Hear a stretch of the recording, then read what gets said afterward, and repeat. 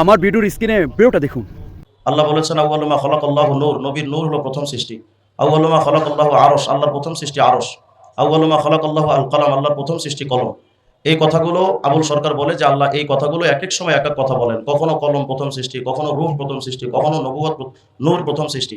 আমি মহাসমুদ্র থেকে এটা চ্যালেঞ্জ করলাম যে এই কথাগুলোর একটা কথাও আল্লাহ বলেন, এটা না কোরআনেও আছে না হাদিসে কুদসির মধ্যেও আছে। তাহলে যে কথাটা আল্লাহর কওলুল্লাহ বলে আখ্যায়িত করা যায় না, সেই বক্তব্য দিয়ে আবুল সরকার যে আল্লাহর উপর প্রশ্ন তুলেছিল, প্রশ্ন তোলার আগেই তো তাকে ওখানেই ধমানো দরকার ছিল।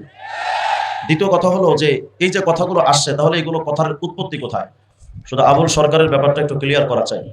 সে যে বলেছে যে আল্লাহ তাআলার কথার আগামাথা নাই, এই বিষয়গুলো আমাদের বাংলাদেশে খুব প্রতিবাদ হচ্ছে, কিন্তু এটার জবাব আমরা পাচ্ছি না। এর জবাবটাও আমাদের দরকার। আবুল সরকার প্রথম যে বলেছে যে আল্লাহ তাআলা বলেছেন আউয়ালু মা খালাকাল্লাহু ইশক, আল্লাহর প্রথম সৃষ্টি ইশক। আউয়ালু মা খালাকাল্লাহু রূহ, আল্লাহর প্রথম সৃষ্টি রূহ।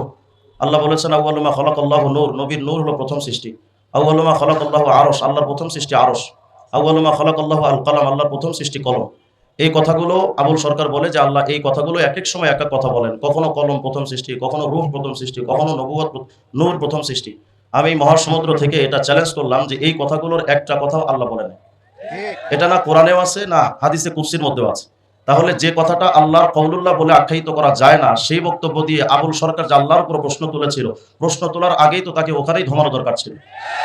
দ্বিতীয় কথা হলো যে এই যে কথাগুলো আসছে, তাহলে এগুলো কথার উৎপত্তি কোথায়?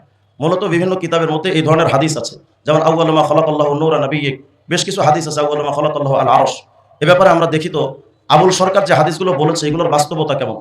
প্রথমত আউয়ালু মা খালাকাল্লাহু তাআলা নূরা নাবিয়্যিক, নবীর নূর হলো প্রথম সৃষ্টি। এই ব্যাপারে আল্লামা জালালউদ্দিন সুয়ুতী রাহমাতুল্লাহ আলাইহি তার আল হাবির খণ্ড 325 নম্বর পৃষ্ঠায় বলেছেন লাইসা লাহু ইসনাদুন ইউতামাদু আলাইহি, এই হাদিসের কোনো নির্ভরযোগ্য সূত্র নাই, মানে এটা জাল হাদিস।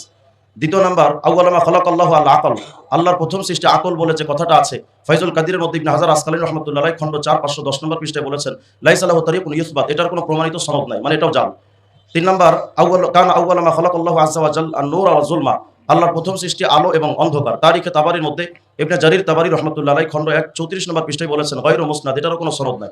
তার মানে নবীর নূরের হাদিসের ব্যাপারেও সনদ নাই, আকলের ব্যাপারে হাদিস সনদ নাই, আলো অন্ধকারের হাদিসের ব্যাপারে সনদ নাই।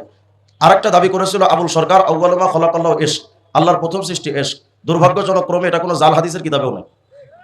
আগেরগুলো তো জাল হাদিস, এটা কোনো জাল হাদিসের কিতাবেও নাই। হ্যাঁ, একটা হাদিস আছে সুনানে আবু দাউদের 47 নম্বর হাদিস।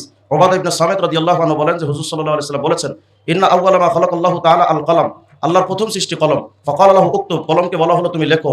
জিজ্ঞেস করা হলো ইয়া আল্লাহ কি লিখবো? আল্লাহ বললেন উকতুব মাকাদিরা কুল্লি শাইইন হাত্তা তাকুমা সাআ, কিয়ামত পর্যন্ত যা কিছু হবে এগুলো সবকিছু তুমি লেখো। এই হাদিসের মধ্যে দেখা যায় প্রথম সৃষ্টি কলম, কিন্তু এই হাদিসের আরেকটা অংশ আছে যে ওয়াল আরশু আলাল মা, এর এমত অবস্থায় যে আরশ পানির উপরে ছিল। এই হাদিস দ্বারা বোঝা যায় যে প্রথম সৃষ্টি কলম, প্রথম সৃষ্টি পানি, প্রথম সৃষ্টি আরশ। তাহলে দেখা গেল হুজুর সাল্লাল্লাহু আলাইহি ওয়াসাল্লাম এক মুখে তিন কথা কন। আসলে বাস্তবতাটা এমন নয়। যেমন আমি একটা উদাহরণ দিয়ে আপনাদের বোঝাই। এই যে লিফলেটগুলো হেফাজত ইসলাম মানিকগঞ্জ শাখা থেকে ছাপানো হয়েছে, মনে করেন 10,000 লিফলেট ছাপানো হয়েছে।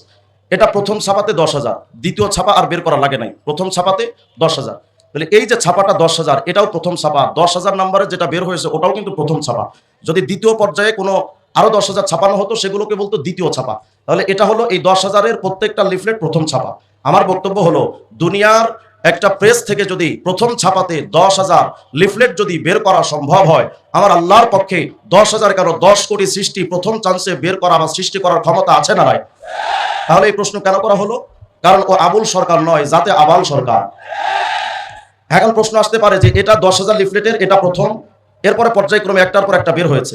ঠিক তেমনি ভাবে সৃষ্টির ভেতরে তিনটা সৃষ্টি আল্লাহ প্রথম করেছেন, কিন্তু কোনটা আগে কোনটা পরে সেটা প্রশ্ন আসতে পারে। কিন্তু সেটা প্রশ্নের উল্লেখযোগ্য জবাব আছে যে আল্লাহ প্রথম সৃষ্টি করেছেন কলম, এর আগে পানির উপর আরো সৃষ্টি ছিল।